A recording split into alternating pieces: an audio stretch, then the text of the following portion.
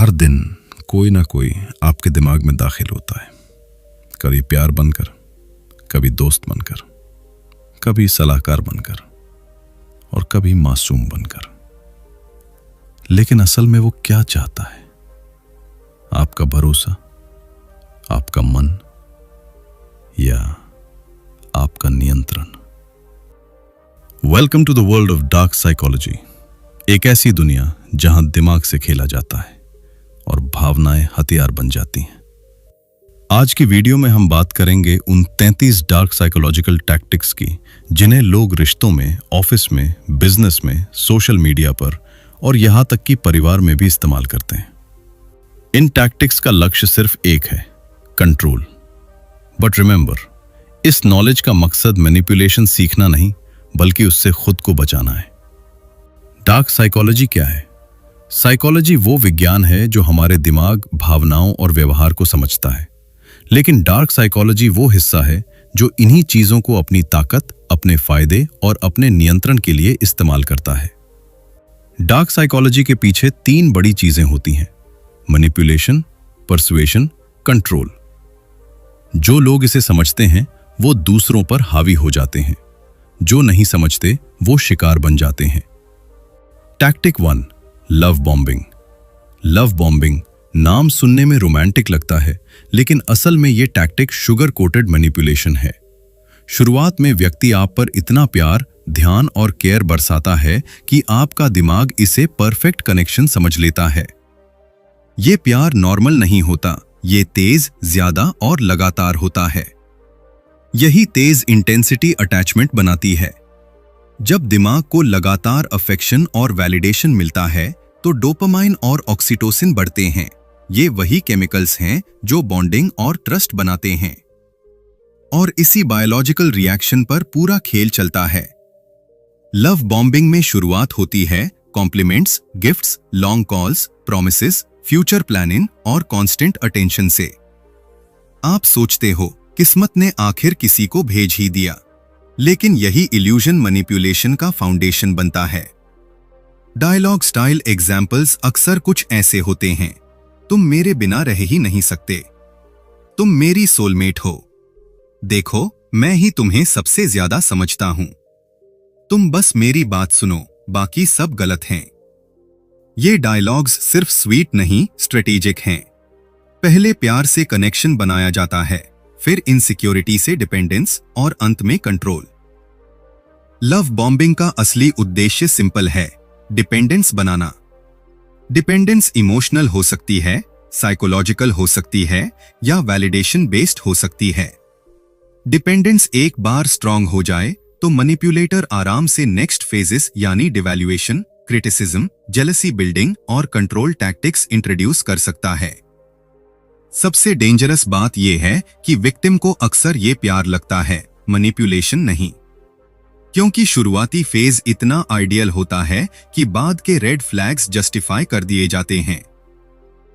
Love bombing sweet trap है जिसमें पकड़ प्यार से की जाती है और कमांड कंट्रोल से दी जाती है। Tactic 2, silent treatment. Silent treatment एक ऐसा वेपन है जिसमें आवाज नहीं होती, लेकिन असर गहरा होता है। यह टैक्टिक बिना बोले कम्युनिकेशन को कंट्रोल में बदल देता है। साइलेंट ट्रीटमेंट में व्यक्ति जानबूझकर चुप रहता है, न बोलता है, न जवाब देता है, न एक्नॉलेज करता है। विक्टिम इस खामोशी को समझने की कोशिश करता है। क्या मेरी गलती है? क्या मैंने कुछ गलत कहा? क्या मुझे अपोलोजाइज करना चाहिए? यहीं से साइकोलॉजिकल वॉरफेयर शुरू होता है। साइलेंट ट्रीटमेंट का मकसद कॉन्फ्लिक्ट रिजॉल्व करना नहीं, कंट्रोल एस्टैब्लिश करना है। यह टैक्टिक गिल्ट, एंग्जाइटी और इमोशनल कंफ्यूजन पैदा करता है। और जब व्यक्ति अपनी ही गलती खोजने में लग जाता है, तब मैनिपुलेटर पावर पोजीशन में आ जाता है। साइकोलॉजी में इसे विड्रॉल पनिशमेंट कहा जाता है। यह पनिशमेंट फिजिकल नहीं, इमोशनल होती है। इमोशनल पेन बॉडी पे असर डालती है, हार्ट रेट बढ़ता है, कोर्टिजोल रिलीज होता है और ब्रेन पैनिक मोड में जाता है। पैनिक मोड में व्यक्ति कॉम्प्रोमाइज, अपॉलॉजी और सबमिशन के लिए तैयार हो जाता है, यानी कंट्रोल हासिल। साइलेंट ट्रीटमेंट अक्सर कॉन्वर्जेशंस, आर्ग्यूमेंट्स और बाउंड्रीज के समय एक्टिवेट होता है। जैसे ही विक्टिम कोई सवाल करता है, कोई ऑब्जेक्शन उठाता है या किसी अनफेयर बिहेवियर की ओर इशारा करता है, मैनिपुलेटर चुप्पी को शील्ड बना लेता है।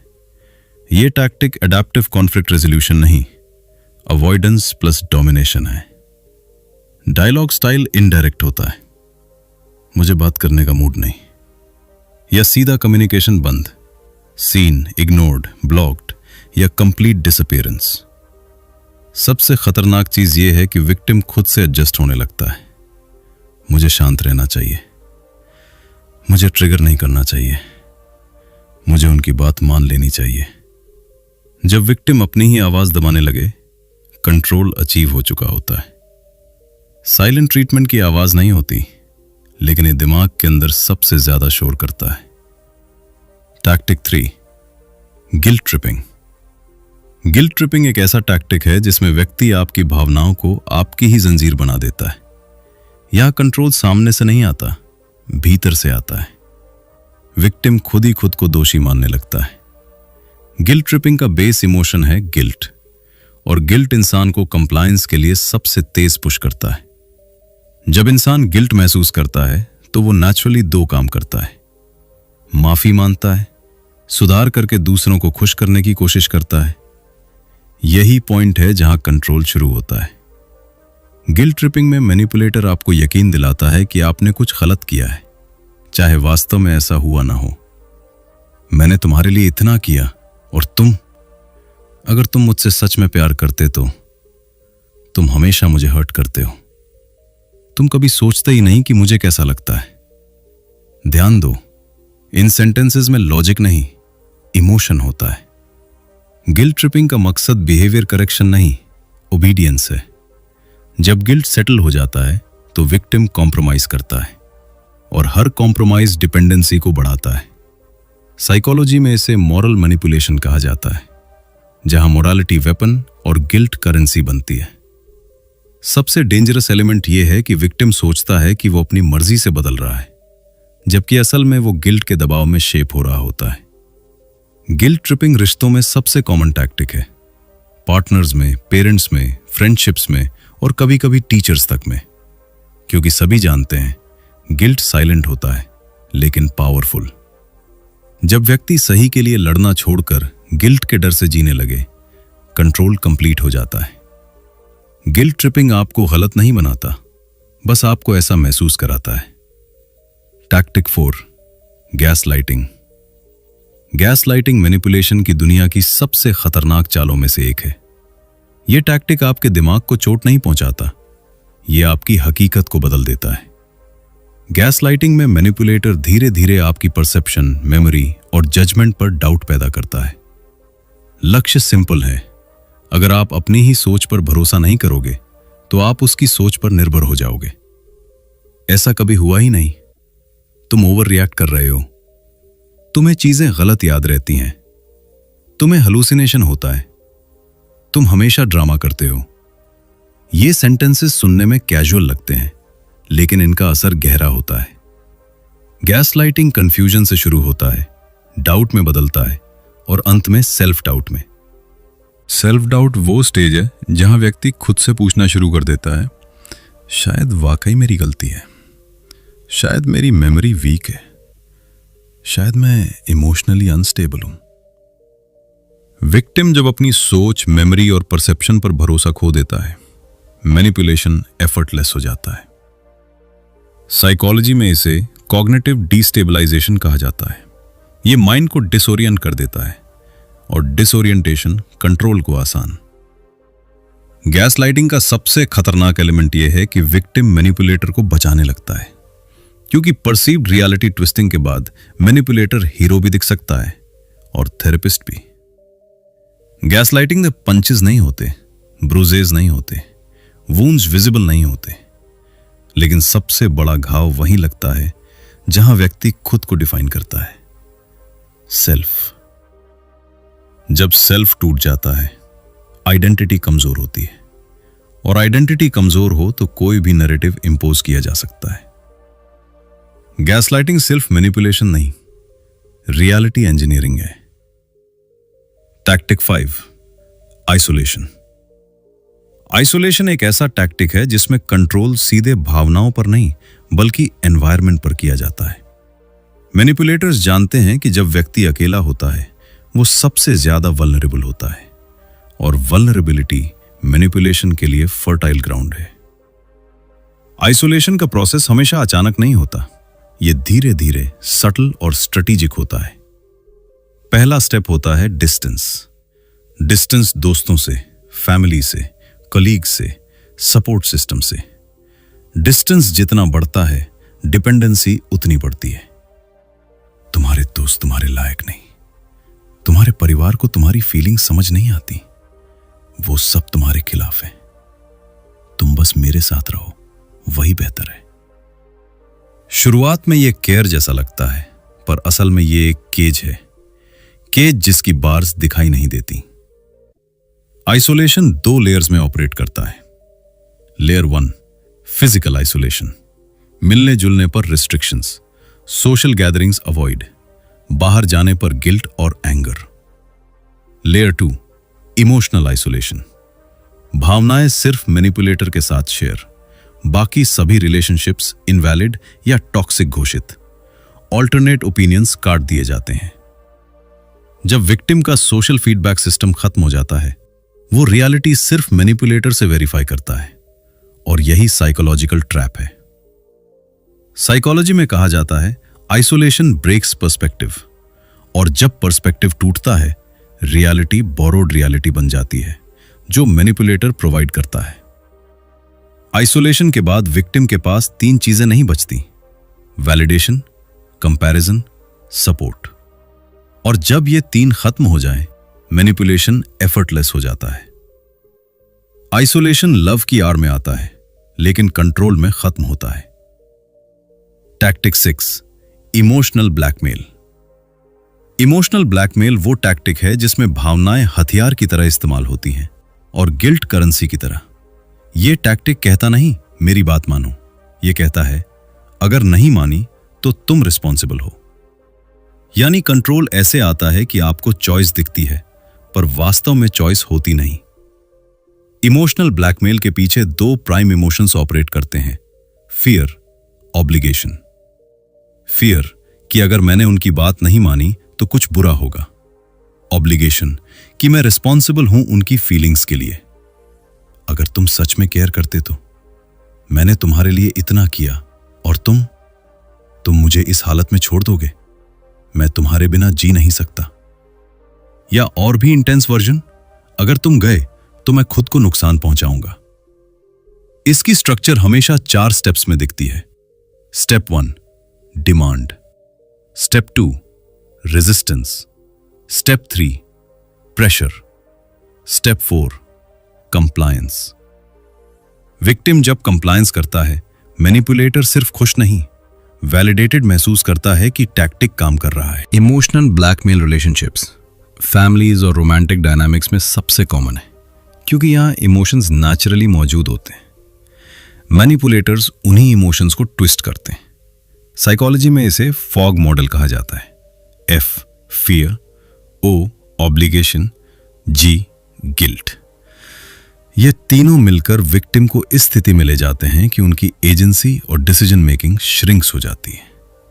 सबसे डेंजरस पॉइंट यह है कि विक्टिम सोचता है कि वो खुद डिसीजन दे रहा है, लेकिन असल में डिसीजन इमोशंस ले रही होती हैं, और इमोशंस मैनिपुलेटर कंट्रोल कर रहा होता है।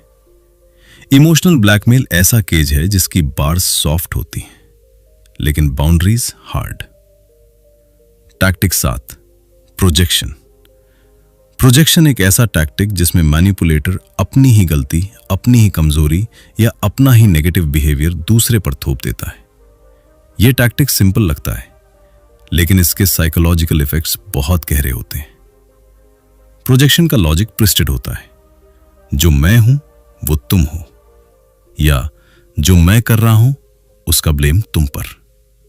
एग्जाम्पल, जो झूठ बोल रहा है वो आपको डिसऑनेस्ट कहेगा, जो चीट कर रहा है वो आपको अनफेथफुल बोलेगा, जो मैनिपुलेट कर रहा है वो आपको मैनिपुलेटिव कहेगा, जो इनसेंसिटिव है वो आपको इनसेंसिटिव घोषित करेगा। प्रोजेक्शन विक्टिम को दो जंगों में फंसा देता है। बाहरी जंग आरोपों से निपटने की, अंदरूनी जंग खुद को डाउट करने की। यह टैक्टिक अक्सर आर्ग्यूमेंट्स और कॉन्फ्लिक्ट सिचुएशंस में एक्टिवेट होता है, क्योंकि उस वक्त इमोशंस हाई और लॉजिक लो होते हैं। तुम हमेशा लोगों के साथ खेलते हो, तुम ड्रामा करते हो, तुम कभी सच नहीं बोलते, तुम ही रिलेशनशिप खराब कर रहे हो। प्रोजेक्शन का उद्देश्य सिंपल है, डिफ्लेक्शन प्लस कंफ्यूजन। डिफ्लेक्शन ताकि ध्यान उसकी गलती से हट जाए, कंफ्यूजन ताकि विक्टिम अपने बिहेवियर एनालाइज करने लगे। साइकोलॉजी में प्रोजेक्शन को डिफेंस मैकेनिज्म माना जाता है, जिसका उपयोग व्यक्ति खुद की रियलिटी से बचने के लिए करता है। पर मैनिपुलेटर्स इसे चुनकर, जानकर और स्ट्रेटेजिकली इस्तेमाल करते हैं, यानी ये डिफेंस नहीं ऑफेंस बन जाता है। सबसे खतरनाक हिस्सा, अगर विक्टिम इंट्रोवर्टेड, एम्पैथेटिक या सेल्फ रिफ्लेक्टिव नेचर का है, तो वो आरोपों को एनालाइज करता है, रिजेक्ट नहीं। और एक बार विक्टिम खुद को एनालाइज करने लगा, मैनिपुलेटर नैरेटिव जीत जाता है। प्रोजेक्शन दर्पण नहीं, उल्टा दर्पण है, जिसमें अपराधी ही न्यायाधीश बन जाता है। Tactic 8, triangulation. ट्रायंगुलेशन वो टैक्टिक है जिसमें रिलेशनशिप दो लोगों के बीच नहीं रहने दिया जाता। एक तीसरा व्यक्ति, तीसरी राय या तीसरी तुलना बीच में लाई जाती है, यानी रिलेशनशिप एक सीधी लाइन नहीं रहती, ट्रायंगल बन जाता है। ट्रायंगल का लक्ष्य सिंपल होता है, insecurity plus competition plus validation seeking. Triangulation अक्सर तब इस्तेमाल होती है जब मैनिपुलेटर पावर डायनामिक एस्टैब्लिश करना चाहता है। तीसरा व्यक्ति कभी रियल होता है, कभी इमेजिनरी और कभी सिर्फ कंपैरिजन के लिए उपयोग में लाया जाता है। देखो वो तुम्हें कितना समझता है, वो लोग मुझ पर जान देते हैं, तुम वैसे क्यों नहीं हो जैसे वो है, मेरी एक्स तुमसे ज्यादा समझदार थी, मेरे दोस्तों को तुम पसंद ही नहीं। इन सेंटेंसेस में दो चीजें टारगेट होती हैं, सेल्फ वर्थ, इमोशनल सिक्योरिटी। जब सेल्फ वर्थ गिरती है और इनसिक्योरिटी बढ़ती है, विक्टिम वैलिडेशन सीक करता है, और वैलिडेशन हमेशा मैनिपुलेटर से ही मिलता है, यानी कंट्रोल साइकिल शुरू। ट्रायंगुलेशन रोमांटिक रिलेशनशिप्स में तो कॉमन है, लेकिन ये फैमिली, फ्रेंडशिप्स और वर्क प्लेस में भी देखा जाता है। एग्जाम्पल, एक पेरेंट दो बच्चों को एक दूसरे से कंपेयर करता है, या बॉस एक एम्प्लॉय की तारीफ करके दूसरे को इनसिक्योर करता है। साइकोलॉजी में इसे इनडायरेक्ट रिलेशनल कंपटीशन कहा जाता है। इसमें डायरेक्ट कॉन्फ्लिक्ट नहीं होता, लेकिन इंटरनल इनसिक्योरिटी विक्टिम को वीक कर देती है। ट्रायंगुलेशन तब और डेंजरस हो जाती है जब मैनिपुलेटर दो लोगों को एक दूसरे के खिलाफ सटली पोजीशन कर देता है। विक्टिम समझता है कि वो अटेंशन या अप्रूवल के लिए compete कर रहा है, जबकि असल में मैनिपुलेटर दोनों साइड्स कंट्रोल कर रहा होता है। ट्रायंगल का नियम है, ट्रायंगल में वही जीतता है जो ऊपर होता है, और मैनिपुलेटर हमेशा ऊपर रहता है। Tactic 9, withholding. विदहोल्डिंग एक ऐसा टैक्टिक है जिसमें मैनिपुलेटर आपको कुछ देता नहीं, लेकिन रोकता भी नहीं। ये रोक उस चीज की होती है जिसकी आपको सबसे ज्यादा जरूरत है, attention, affection, approval, information, communication, या कभी कभी सिर्फ बैक रिस्पॉन्स। विदहोल्डिंग पनिशमेंट की तरह काम करता है, लेकिन इसका लक्ष्य फिजिकल नहीं, भावनात्मक होता है। यह टैक्टिक एक्सपेक्टेशन और डिसअपॉइंटमेंट के बीच एक पुल बनाता है। विक्टिम हमेशा इंतजार में रहता है, कब अटेंशन मिलेगा, कब एक्सप्लेनेशन मिलेगा, कब बातचीत शुरू होगी, कब क्लैरिटी मिलेगी। ये वेटिंग माइंड को अनस्टेबल करता है। इंस्टेबिलिटी डिपेंडेंसी पैदा करती है। डायलॉग स्टाइल यहाँ लाउड नहीं, सटल होता है। मैनिपुलेटर्स रेयरली कहते हैं मैं बात नहीं करूंगा, वे बस नहीं करते। Seen, ignored, delayed replies, half responses, topic switching या अचानक साइलेंस, ये सब विदहोल्डिंग के बिहेवियरल टूल्स हैं। साइकोलॉजी में इसे इंटरप्शन ऑफ इमोशनल सप्लाई कहा जाता है। इमोशनल सप्लाई बंद होते ही विक्टिम सबकॉन्शियसली चेस करने लगता है। ये चेस ही कंट्रोल बनती है। विदहोल्डिंग रिलेशनशिप्स में सबसे ज्यादा होता है जहां लव लैंग्वेजेस मौजूद हों। यदि आपके लिए लव का मतलब कम्युनिकेशन है, तो कम्युनिकेशन विदहेल्ड किया जाएगा। यदि वैलिडेशन है, तो वैलिडेशन विदहेल्ड। सबसे डेंजरस फैक्ट, विक्टिम धीरे धीरे अपने स्टैंडर्ड्स ड्रॉप करता है। पहले वो लव एक्सपेक्ट करता है, फिर सिर्फ अटेंशन, फिर सिर्फ रिप्लाई, और अंत में कोई भी reaction. When expectations shrink, control expand होता है। विदहोल्डिंग वो टैक्टिक है जिसमें कुछ भी नहीं दिया जाता, पर बहुत कुछ ले लिया जाता है, सेल्फ वर्थ, कॉन्फिडेंस और emotional stability. Tactic 10, intermittent reinforcement. Intermittent reinforcement manipulation की दुनिया का सबसे एडिक्टिव मैकेनिक है। ये टैक्टिक रिवॉर्ड को प्रिडिक्टेबल नहीं, अनप्रिडिक्टेबल बनाता है, और ह्यूमन साइकोलॉजी अनप्रिडिक्टेबिलिटी के आगे सबसे जल्दी सरेंडर करती है। साइकोलॉजी कहती है कंटिन्यूअस रिवॉर्ड एडिक्शन नहीं बनाता, इंटरमिटेंट रिवॉर्ड बनाता है। यही प्रिंसिपल गैम्बलिंग, स्लॉट मशीन्स और कसिनोज में काम करता है। रिवॉर्ड हमेशा मिलता नहीं, लेकिन शायद मिले का इल्यूजन पर्सन को लूप में फंसा देता है। रिलेशनशिप्स में वही पैटर्न लागू होता है। पहले excessive love, attention, affection, care, compliments, फिर अचानक विथड्रॉल, साइलेंस, कोल्ड बिहेवियर, फिर वापस अफेक्शन की छोटी खुराक। ये पैटर्न ब्रेन को कंफ्यूज नहीं, ट्रेन करता है। ब्रेन कहता है शायद अगली बार फिर अच्छा मिलेगा, और यही may be next time victim को इमोशनल गैम्बलर बना देता है। इंटरमिटेंट रीइंफोर्समेंट कंट्रोल की परफेक्ट रेसिपी है, क्योंकि इसमें विक्टिम को छोड़ने की वजह नहीं मिलती, लेकिन रहने की सर्टेनिटी भी नहीं मिलती। अचानक बहुत प्यार, फिर अचानक इग्नोर, फिर अचानक छोटे स्वीट जेस्चर्स। ये इनकंसिस्टेंसी ट्रॉमा बॉन्डिंग को सपोर्ट करती है। जब person hurt plus relief cycles में फंसता है तो इमोशनल डिपेंडेंसी स्ट्रॉन्गेस्ट हो जाती है। इंटरमिटेंट रीइंफोर्समेंट विक्टिम को 3 जगह हिट करता है। ब्रेन, डोपामीन का pattern breakdown. Heart, emotional hope create. Identity, self worth shrink. सबसे डेंजरस फैक्ट, विक्टिम सोचना शुरू करता है कि प्रॉब्लम उसके अंदर है। अगर मैं इंप्रूव कर लूं तो शायद रिवॉर्ड कंसिस्टेंट हो जाए। लेकिन इस गेम में कंसिस्टेंसी कभी गोल होता ही नहीं। गोल सिर्फ कंट्रोल है। इंटरमिटेंट रीइंफोर्समेंट मैनिपुलेटर का सबसे क्वाइट लेकिन सबसे पोटेंट एडिक्शन वेपन है। Tactic 11, constant criticism. Constant criticism एक ऐसा टैक्टिक है जिसमें व्यक्ति कंप्लेंट्स नहीं करता, कैरेक्टर पर कटौती करता है। यह स्ट्रैटेजी बिहेवियर को नहीं, आइडेंटिटी को टारगेट करती है। क्रिटिसिज्म की शुरुआत हमेशा सटल होती है। तुम थोड़ा केयरलेस हो, तुम्हें लोगों से बात करना नहीं आता, तुम बहुत सेंसिटिव हो। शुरुआत में ये फीडबैक जैसा लगता है, लेकिन ओवर टाइम ये फीडबैक पैटर्न बन जाता है। पैटर्न जिसका उद्देश्य सुधार नहीं, सेल्फ एस्टीम को कम करना होता है। जब सेल्फ एस्टीम गिरती है, डिपेंडेंसी बढ़ती है, क्योंकि व्यक्ति वैलिडेशन एक्सटर्नली खोजने लगता है, और वैलिडेशन मैनिपुलेटर के पास ही होता है। क्रिटिसिज्म विक्टिम को 3 लेयर्स में हिट करता है। लेयर 1, बिहेवियर लेवल, तुम चीजें ठीक से नहीं करते। लेयर 2, एबिलिटी लेवल, तुम कैपेबल नहीं हो। लेयर 3, आइडेंटिटी लेवल, तुम वैसे ही फ्लॉड हो। यह फाइनल लेयर सबसे डेंजरस है, क्योंकि आइडेंटिटी एक बार क्रैक हो जाए तो व्यक्ति खुद को कम आंकने लगता है। डायलॉग स्टाइल एग्जाम्पल्स, तुम्हारे अंदर एम्बिशन ही नहीं, तुम्हारी थिंकिंग बहुत एवरेज है, तुम इमोशनल हो इसलिए वीक हो। कंटिन्यूअस क्रिटिसिज्म व्यक्ति के अंदर एक इंटरनल क्रिटिक पैदा कर देता है, जिसकी आवाज मैनिपुलेटर की आवाज से मिलती जुलती होती है। साइकोलॉजी में इसे इंटरनलाइज्ड नेगेटिव नैरेटिव कहते हैं। सबसे इंटरेस्टिंग बात यह है कि मैनिपुलेटर्स क्रिटिसिज्म को कंपैरिजन के साथ मिक्स करते हैं। दूसरे लोग तुमसे बेहतर हैं, वो ज्यादा स्मार्ट हैं, वो ज्यादा कैपेबल हैं। कंपैरिजन इनसिक्योरिटी एक्टिवेट करता है, और इनसिक्योरिटी सबमिशन। कांस्टेंट क्रिटिसिज्म का फाइनल टारगेट बिहेवियर करेक्शन नहीं, पावर इक्वेशन बनाना है, जिसमें मैनिपुलेटर सुपीरियर और विक्टिम इंफीरियर महसूस करे। जब व्यक्ति खुद को इनएडिक्वेट समझ लेता है, वो किसी और की अप्रूवल में अर्थ खोजने लगता है। यही पॉइंट कंट्रोल का है।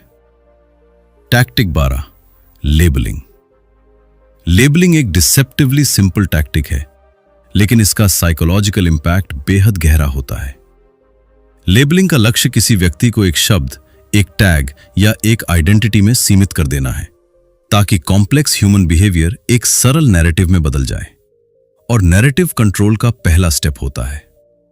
लेबलिंग तब शुरू होती है जब मैनिपुलेटर आपके बिहेवियर का एनालिसिस नहीं करता, बल्कि उसे लेबल कर देता है। तुम सेल्फिश हो, तुम इमेच्योर हो, तुम ड्रामेटिक हो, तुम ओवर रिएक्ट करते हो, तुम रिलायबल नहीं हो। ये लेबल सुनने में एडजेक्टिव्स लगते हैं, पर असल में ये साइकोलॉजिकल केजेस हैं। लेबलिंग व्यक्ति के दिमाग में दो चीजें एक्टिवेट करता है। एक, आइडेंटिटी एक्सेप्टेंस, मे बी मैं वाकई इमेच्योर हूं, शायद मैं ओवर रिएक्ट करता हूं। दो, आइडेंटिटी डिफेंस, मुझे प्रूव करना होगा कि मैं ऐसा नहीं हूं। दोनों सिचुएशंस मैनिपुलेटर को फायदा देती हैं। एक्सेप्टेंस डिपेंडेंसी बनाती है, डिफेंस वैलिडेशन सीकिंग। मैनिपुलेटर्स अक्सर लेबलिंग को क्रिटिसिज्म, कंपैरिजन और गिल्ट के साथ मिक्स करते हैं ताकि इफेक्ट मल्टी लेयर्ड हो जाए। साइकोलॉजी में लेबलिंग को कॉग्निटिव रिडक्शन कहा जाता है, किसी कॉम्प्लेक्स आइडेंटिटी को एक नेगेटिव लेबल में रिड्यूस कर देना। आइडेंटिटी जितनी रिड्यूस्ड होगी, विक्टिम उतना ही प्रेडिक्टेबल होगा। प्रेडिक्टेबिलिटी से कंट्रोल आसान होता है। लेबलिंग में सबसे डेंजरस लेयर तब दिखती है जब विक्टिम उस लेबल को इंटरनलाइज कर ले। वंस इंटरनलाइज्ड, एक्सटर्नल कंट्रोल की जरूरत नहीं रहती, विक्टिम खुद को सीमित करने लगता है। बिहेवियर की जगह आइडेंटिटी अटैक होने लगता है, और आइडेंटिटी पर हमला हमेशा डीपर होता है। लेबलिंग मैनिपुलेशन का सबसे साइलेंट संस्करण है, क्योंकि यह चोट नहीं करता, यह डेफिनेशन बदल देता है, और जब डेफिनेशन बदल जाए तो डिसीजंस भी बदल जाते हैं। यही अंतिम लक्ष्य है। Tactic 13, deflection. डिफ्लेक्शन वो टैक्टिक है जिसमें मैनिपुलेटर आपकी बात का जवाब नहीं देता, बल्कि आपकी ही बात को दूसरी दिशा में मोड़ देता है। यह टैक्टिक सिंपल है, लेकिन इसका असर बहुत बड़ा है, क्योंकि यहां ट्रूथ नहीं बदलता, फोकस बदल जाता है। डिफ्लेक्शन की शुरुआत तब होती है जब विक्टिम कोई जेन्युइन क्वेश्चन पूछता है। तुमने ऐसा क्यों किया? तुमने झूठ क्यों बोला? तुमने मेरी बात इग्नोर क्यों की? ये सवालों का जवाब साधारण तौर पर हाँ, नहीं या एक्सप्लेनेशन होना चाहिए, लेकिन मैनिपुलेटर ऐसा नहीं करता। वो सवाल को पिवट बना देता है। तुम खुद को विक्टिम क्यों बनाते हो? तुम मुझ पर शक क्यों करते हो? यह बात तुम इतना बड़ा इशू क्यों बना रहे हो? तुम हमेशा मुझ पर ब्लेम क्यों लगाते हो? ध्यान दो, सवाल बदल गया, फोकस बदल गया, और अब आपका क्वेश्चन गलत, ओवर रिएक्टिव या इलॉजिकल दिखने लगा। यही डिफ्लेक्शन की ताकत है। यह कॉन्फ्लिक्ट नहीं रोकता, अकाउंटेबिलिटी रोकता है। साइकोलॉजी में इसे रीडायरेक्शन डिफेंस कहा जाता है, जहां व्यक्ति अपने ऊपर आए ब्लेम, रिस्पॉन्सिबिलिटी या गिल्ट को रीडायरेक्ट कर देता है। डिफ्लेक्शन विक्टिम को कंफ्यूजन लूप में डालता है। पहला स्टेज, सवाल पूछना। दूसरा स्टेज, सवाल का डायरेक्शन बदल जाना। तीसरा स्टेज, विक्टिम खुद को जस्टिफाई करने लगता है। चौथा स्टेज, मुद्दा गायब, और मैनिपुलेटर डिस्कशन जीत लेता है। डिफ्लेक्शन का हिडन पर्पस क्लैरिटी डिस्ट्रॉय करना है। जब क्लैरिटी नहीं होती, विक्टिम सवाल पूछना बंद कर देता है, और जब सवाल बंद हो जाए, कंट्रोल शुरू हो जाता है। डिफ्लेक्शन आर्ग्यूमेंट नहीं जीतता, डिफ्लेक्शन रिस्पॉन्सिबिलिटी से भागता है, और इसे इतना स्मूथ करता है कि विक्टिम को लगता है कि वही गलत डायरेक्शन में बात ले गया। डिफ्लेक्शन कॉन्वर्सेशन को नहीं बदलता, नरेटिव बदल देता है, और नरेटिव ही पावर है।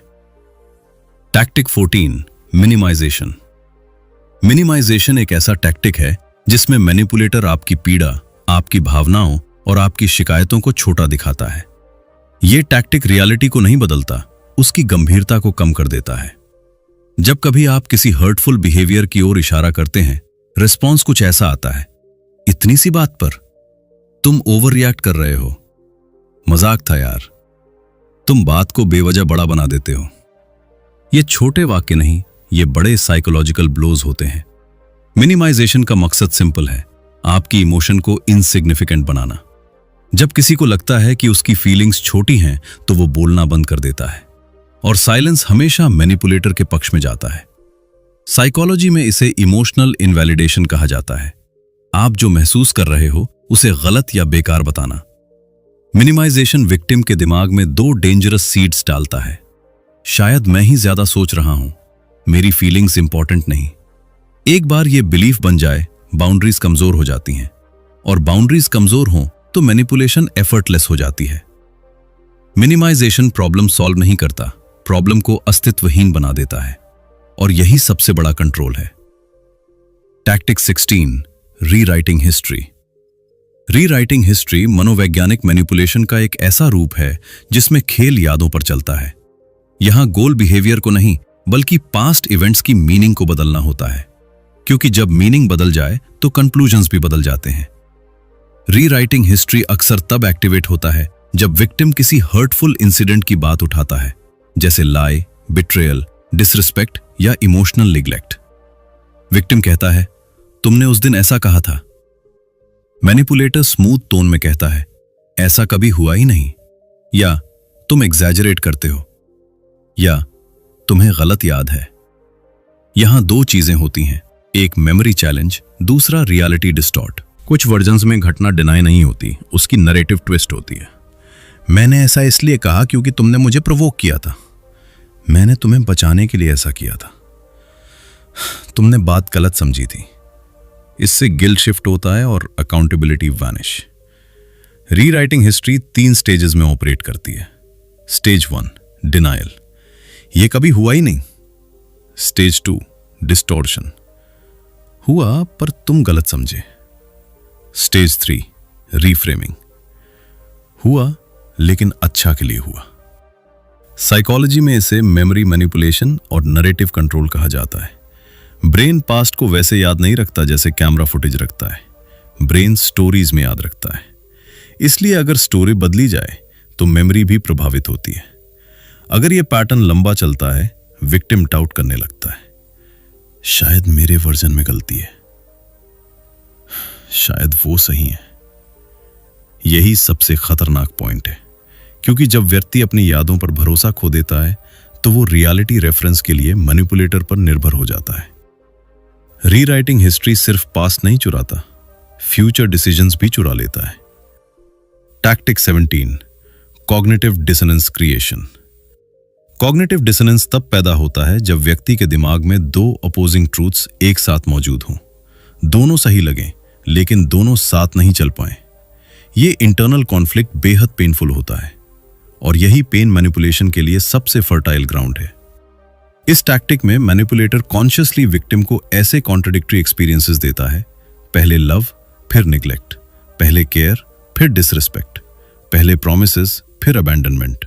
माइंड सवाल पूछता है, अगर वो मुझे हर्ट करता है तो वो केयर क्यों करता है, या उल्टा, अगर वो केयर करता है तो मुझे हर्ट क्यों करता है। यही टेंशन कॉग्निटिव डिसोनेंस है। डिसोनेंस विक्टिम को 3 काम करने पर मजबूर करता है। 1 जस्टिफाई द मैनिपुलेटर, शायद उसकी इंटेंशन अच्छी है। 2 ब्लेम द सेल्फ, शायद मेरी गलती है। 3 चेंज बिलीफ, लव में ऐसा होना नॉर्मल है। कॉग्निटिव डिसोनेंस में विक्टिम कभी रेड फ्लैग्स नहीं देखता, वो उन्हें री इंटरप्रेट करता है, सॉफन करता है या एक्सक्यूजेबल बना देता है। मैनिपुलेटर्स इस कंफ्यूजन को जानबूझकर मेंटेन करते हैं क्योंकि हमारा ब्रेन क्लैरिटी के आगे रिबेल करता है लेकिन कंफ्यूजन के आगे सरेंडर। साइकोलॉजी में कहा जाता है, pain is less manipulative than hope, यानी विक्टिम हर्ट से नहीं फंसता, वो होप से फंसता है कि हर्ट का अगला चैप्टर अच्छा होगा। इसीलिए कॉग्निटिव डिसोनेंस ट्रॉमा बॉन्डिंग का फाउंडेशन बनता है, जहां व्यक्ति उस सेम सोर्स से हर्ट होता है और उसी से कंफर्ट भी चाहता है। सबसे डेंजरस पॉइंट तब आता है जब विक्टिम 2 ऑपोजिट स्टेटमेंट्स एक साथ मानने लगता है। वो मुझे प्यार भी करता है और तोड़ भी देता है। डिसोनेंस का समाधान विक्टिम बिहेवियर बदलकर करता है और वही मैनिपुलेशन का गोल है। कॉग्निटिव डिसोनेंस मनोवैज्ञानिक युद्ध नहीं, मनोवैज्ञानिक कैप्टिविटी है। Tactic 18 identity undermining. Identity undermining manipulation का वो स्तर है जहां अटैक बिहेवियर पर नहीं बल्कि व्यक्ति की कोर आइडेंटिटी पर होता है। बिहेवियर बदला जा सकता है। आइडेंटिटी का कोलैप्स व्यक्ति को अंदर से हॉलो बना देता है। आइडेंटिटी 3 चीजों से बनती है। वैल्यूज, हम क्या महत्वपूर्ण मानते हैं। बिलीफ्स, हम दुनिया को कैसे देखते हैं। सेल्फ वर्थ, हम खुद को कितना योग्य समझते हैं। मैनिपुलेटर इन तीनों पर सटल तरीके से चोट करता है ताकि व्यक्ति अपने अस्तित्व पर डाउट करने लगे। तुम्हें पता ही नहीं तुम चाहते क्या हो। तुम जैसे लोग कुछ बड़ा नहीं करते। तुम्हारी सोच चाइल्डिश है। तुम प्रैक्टिकल नहीं हो। तुम्हें दुनिया की समझ नहीं।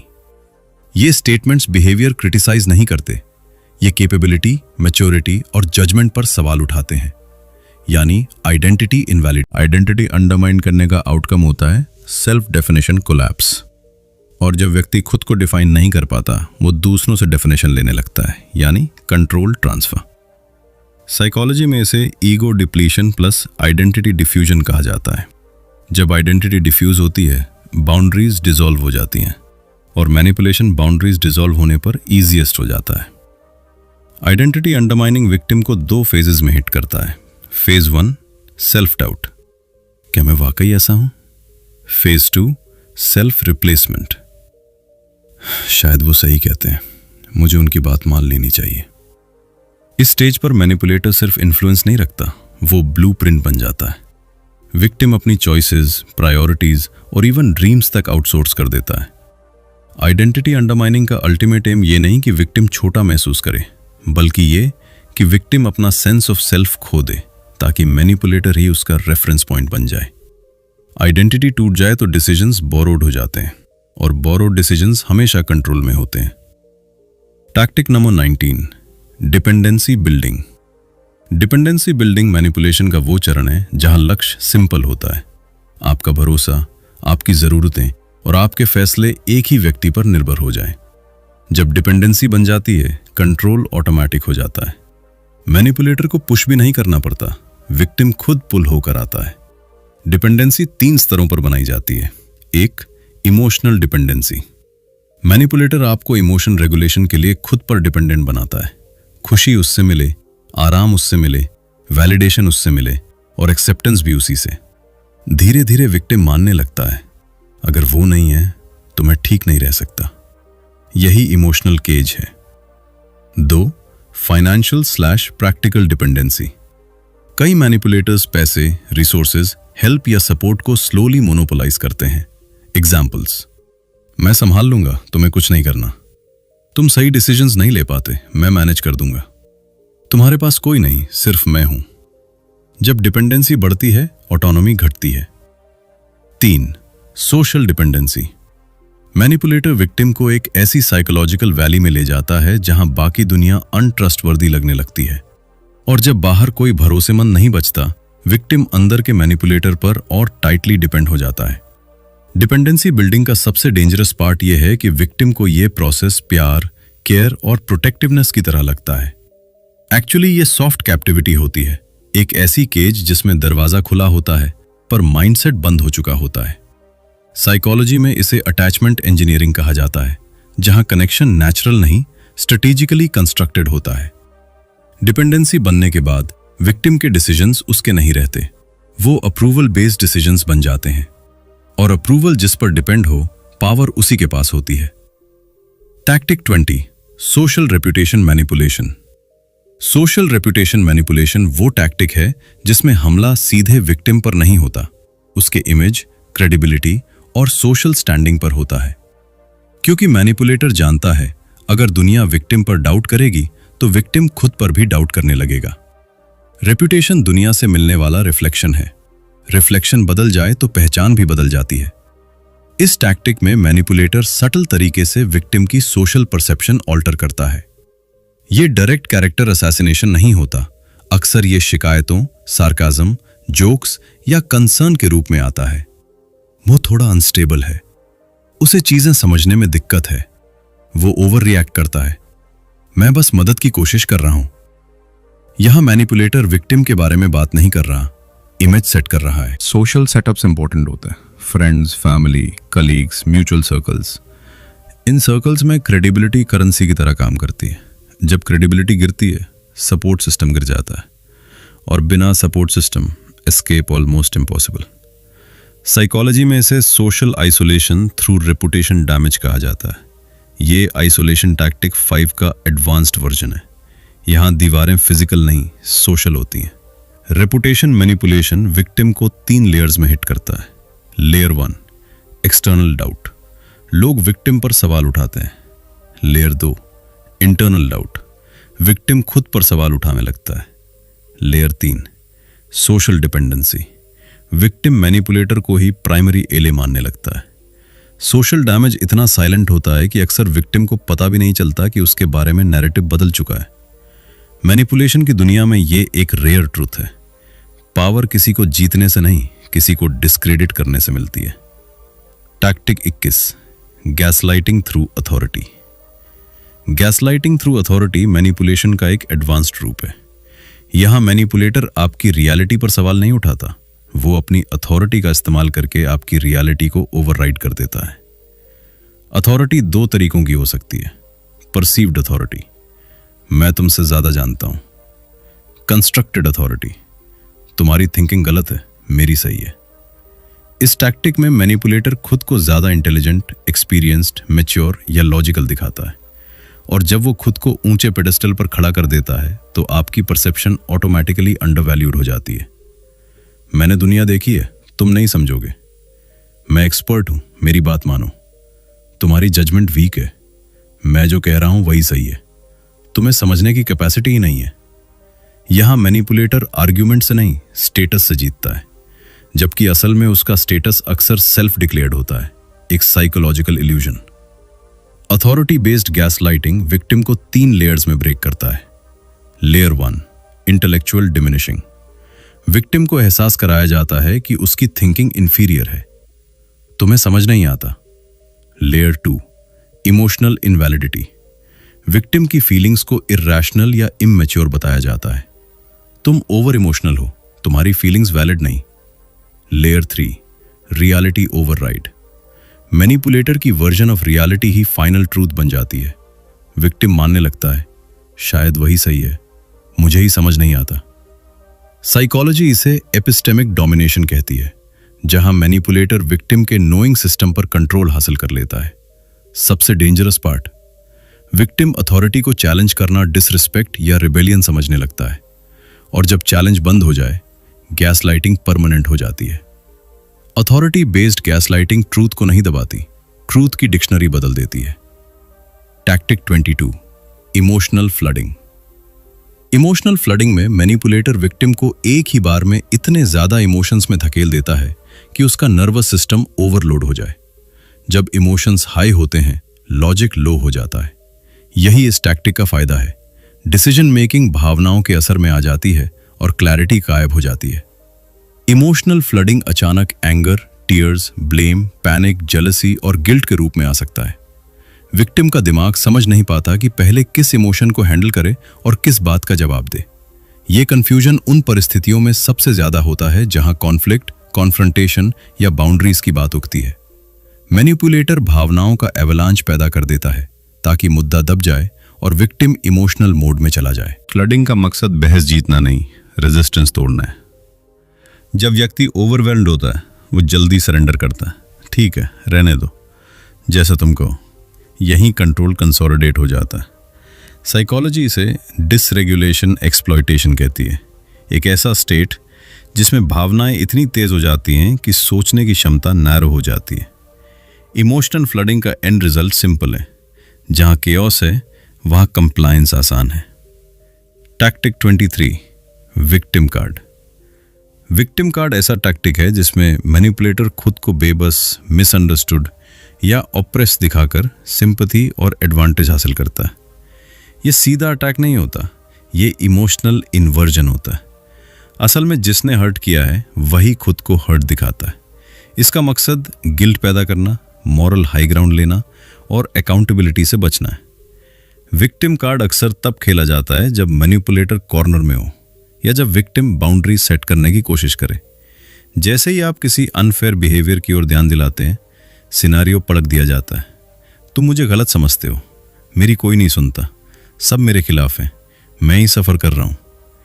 इस इन्वर्जन का साइकोलॉजिकल इम्पैक्ट गहरा है, क्योंकि विक्टिम खुद को एग्रेसिव और मैनिपुलेटर को फ्रेजाइल समझने लगता है। सिंपैथी पावरफुल करेंसी है। जब सिंपैथी हासिल हो जाती है, रूल्स बदल जाते हैं।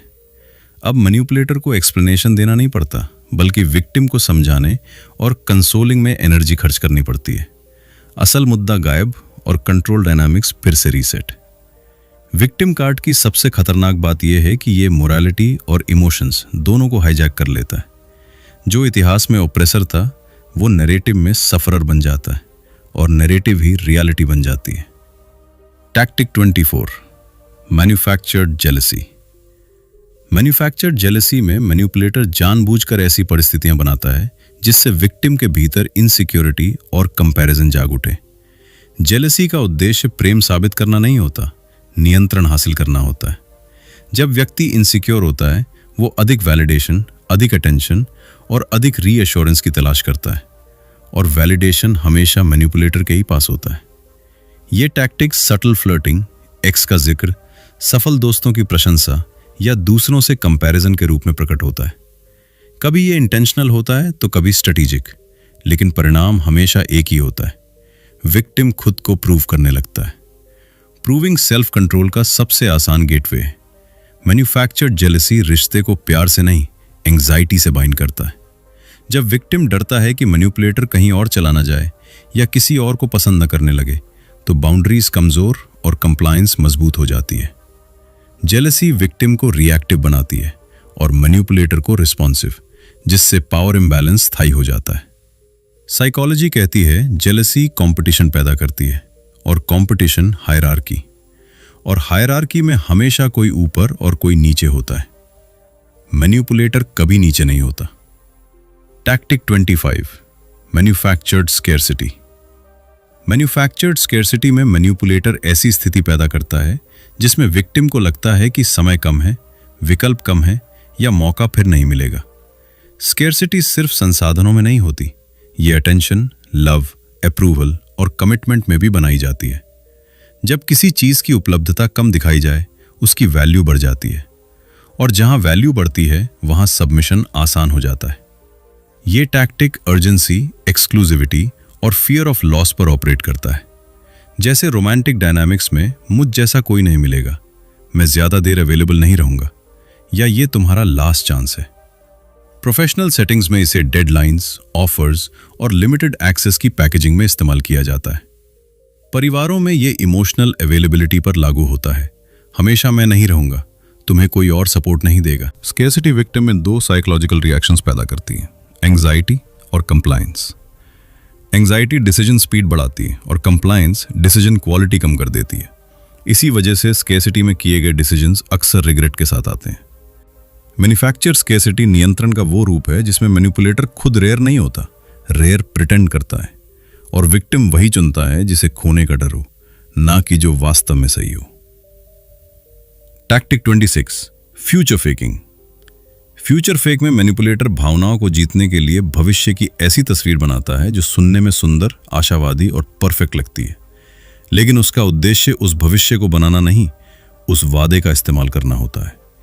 यह टैक्टिक कमिटमेंट एडवांस में लेता है, जबकि एफर्ट प्रेजेंट में अवॉइड करता है, यानी सपने बड़े, एक्शंस शून्य।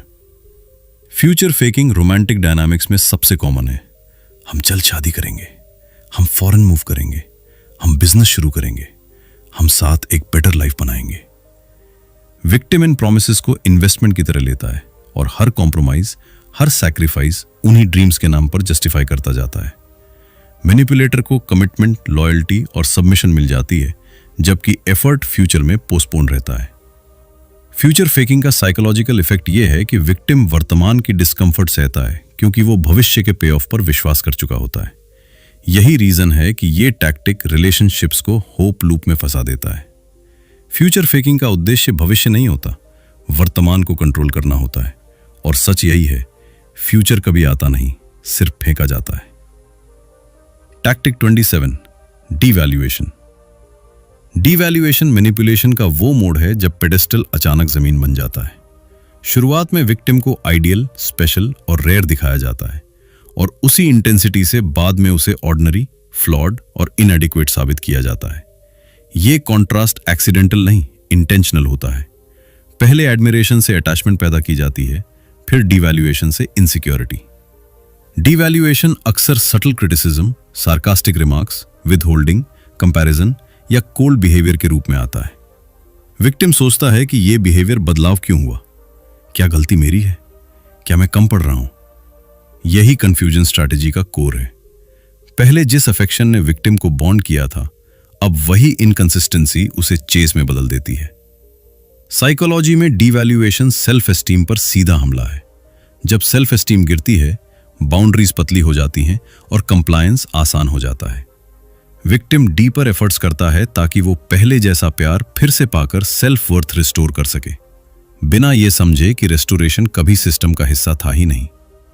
डीवैल्यूएशन का पर्पस किसी को नीचे लाना नहीं, बल्कि खुद को ऊपर रखकर पावर डायनामिक स्थिर करना है। पेडेस्टल सिर्फ इसलिए बनाया गया था ताकि गिरावट और ज्यादा पेनफुल हो सके। टैक्टिक 28, हूवरिंग। हूवरिंग एक कमबैक टैक्टिक है। जब मैनिपुलेटर देखता है कि विक्टिम दूर जा रहा है, हीलिंग शुरू हो रही है या बाउंड्रीज बन रही हैं, तब वो अचानक वापस प्रकट होता है, स्वीटनेस, रिमोर्स, नॉस्टैल्जिया और प्रॉमिसेस के साथ।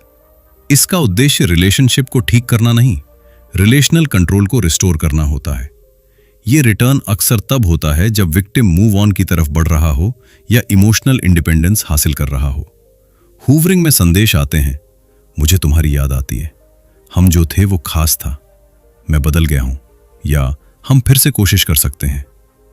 कभी गिल्ट के माध्यम से, कभी लॉन्गिंग के माध्यम से और कभी ट्रेजेडी की कहानियों के माध्यम से। ये टैक्टिक भावनाओं के वैक्यूम को एक्टिवेट करता है, खासकर तब जब लव बॉम्बिंग और डीवैल्यूएशन पहले ही माइंड में कॉन्ट्रास्ट बना चुके हों। विक्टिम सोचता है कि शायद ये रिडेम्पशन है, शायद दूसरा चांस डिजर्व्ड है, या शायद अब सब ठीक होगा। लेकिन वास्तव में हूवरिंग एक लूप का दरवाजा है। जैसे ही विक्टिम वापस आता है, वही पुराने साइकिल्स, लव, विड्रॉल, डीवैल्यूएशन फिर शुरू होते हैं। हूवरिंग का लक्ष्य क्लोजर नहीं है। क्लोजर तो मैनिपुलेटर कभी देना ही नहीं चाहता। हूवरिंग का लक्ष्य एक्सेस है, और एक्सेस के साथ control. Tactic 29, role switching. Role switching में मैनिपुलेटर अपना किरदार वैसे बदलता है जैसे कोई अनुभवी अभिनेता दृश्य बदलते ही कैरेक्टर बदल दे। कभी वो हीरो बनता है, केयरिंग, अंडरस्टैंडिंग और सपोर्टिव। कभी विलन, कोल्ड, सरकास्टिक और पनिशिंग। और जरूरत पड़ने पर अचानक विक्टिम, मिसअंडरस्टूड, फ्रजाइल और हर्ट। रोल्स बदलने का उद्देश्य सिंपल है, नरेटिव कंट्रोल बनाए रखना और रिस्पॉन्सिबिलिटी से बचना। रोल स्विचिंग आर्ग्यूमेंट्स और इमोशनल कन्फ्रंटेशंस में विशेष रूप से दिखाई देता है। जब अकाउंटेबिलिटी की मांग होती है, मैनिपुलेटर विक्टिम मोड में शिफ्ट हो जाता है। देखो तुम मुझे कितना हर्ट करते हो। जब सिंपैथी या वैलिडेशन की जरूरत होती है, हीरो मोड आ जाता है, मैं तुम्हें सबसे ज्यादा समझता हूं। और बाउंड्री सेट होने लगे तो विलेन या एग्रेसिव मोड एक्टिवेट होकर रेजिस्टेंस पैदा करता है। इस टैक्टिक का साइकोलॉजिकल इंपैक्ट यह है कि विक्टिम को पता नहीं चलता कि वो किस वर्जन से डील कर रहा है।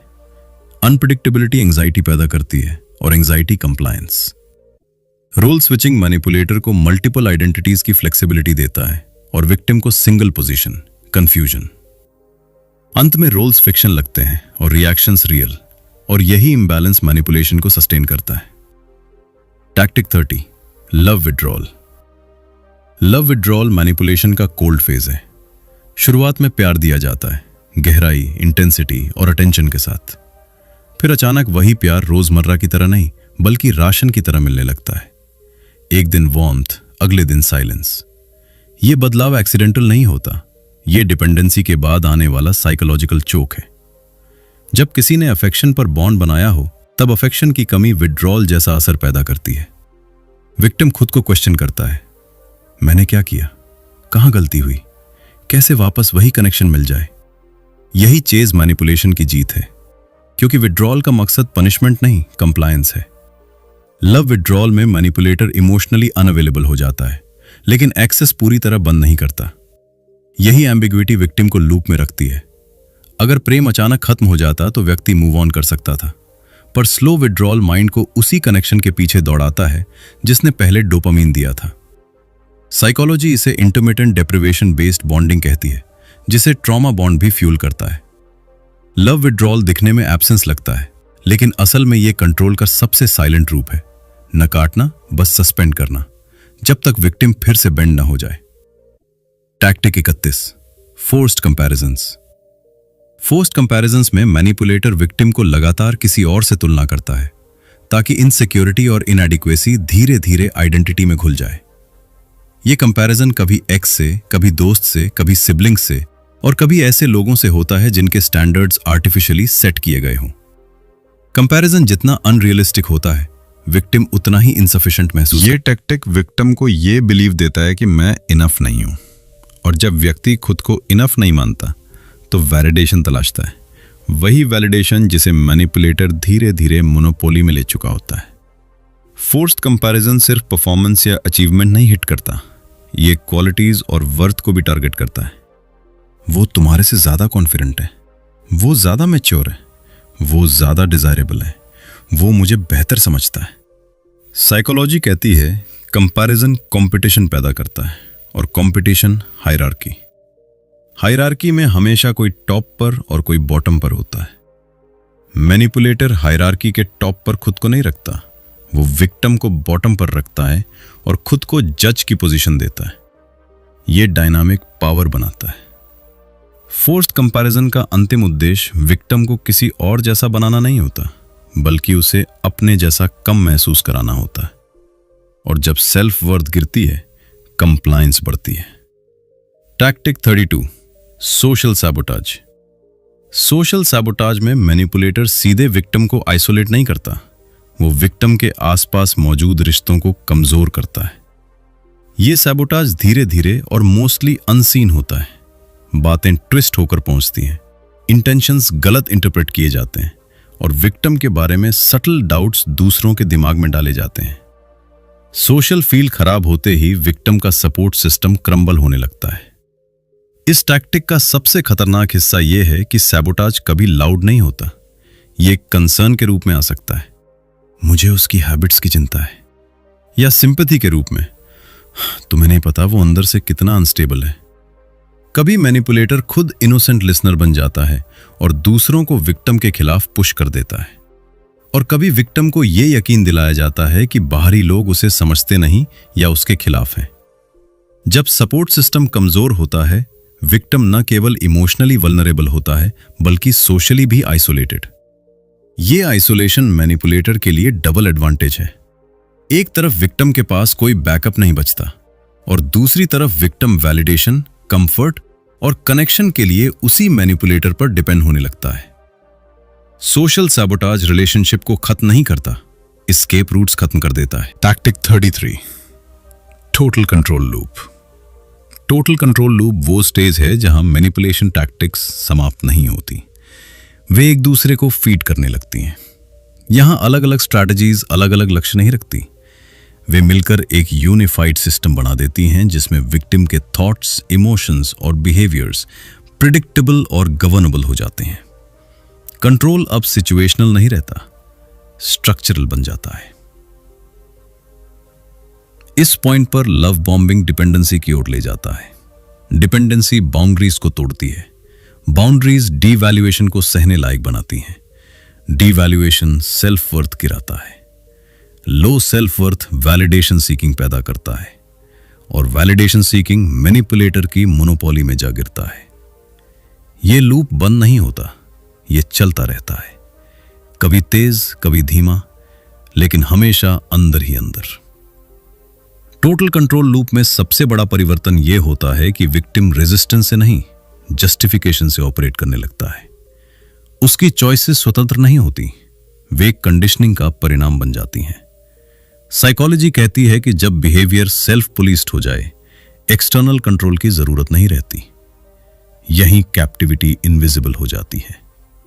इस स्टेज पर मैनिपुलेटर को पुश करने की जरूरत नहीं, विक्टिम खुद पुल होना शुरू कर देता है। यही लूप का परफेक्शन है, एक ऐसा कंट्रोल जो महसूस नहीं होता, इसलिए चैलेंज भी नहीं होता। डार्क साइकोलॉजी की इन 33 टैक्टिक्स को समझना केवल दूसरों को पहचानने के लिए नहीं है, बल्कि खुद को बचाने, अपनी बाउंड्रीज मजबूत करने और अपनी रियलिटी को प्रिजर्व करने के लिए है। मैनिपुलेशन की दुनिया में सबसे बड़ा खतरा यह नहीं कि कोई आपके दिमाग से खेल रहा है, सबसे बड़ा खतरा यह है कि आपको पता ही ना चले कि खेल कब शुरू हुआ। इन टैक्टिक्स को सीखकर आप अपने अंदर दो शक्तियां जगाते हैं, अवेयरनेस और डिसर्नमेंट।